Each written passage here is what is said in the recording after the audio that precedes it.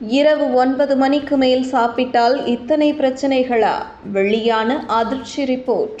வணக்கம் செய்தி புனல் நேயர்களே. இன்றைய காலத்தின் உணவு பழக்கம், உறக்கம் மற்றும் தொழில்முறை வாழ்க்கை இளைய தலைமுறையினரின் உடல் நலத்தில் ஏற்படும் பாதிப்புகளை பற்றி பார்க்கலாம்.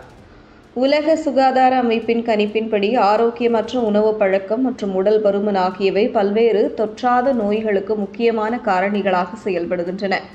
இதனால் நாம் அனைவரும் சுகாதாரமான உணவுகளை உட்கொள்கிறோமா, எடுத்துக்கொள்ளும் உணவுகளை சரியான நேரத்தில் உட்கொள்கிறோமா என்ற கேள்விகள் எழுகின்றன.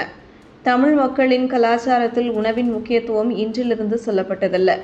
திருவள்ளுவர் வழிநடத்துவதைப் போலவே மருந்தென வேண்டாவாம் யாக்கைக்கு அருந்தியது அற்றது போற்றி உணின் என கூறியுள்ளார்.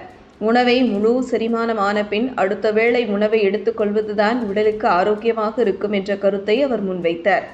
ஆனால் இன்று நம்முடைய வாழ்க்கை முறை, வேலை நேரம், அவசர உணவுகள் போன்றவை அந்த பழமையான நல்ல உணவு பழக்கங்களை கைவிட்டு உடலுக்கு மாறான பாதிப்புகளை ஏற்படுத்துகின்றன.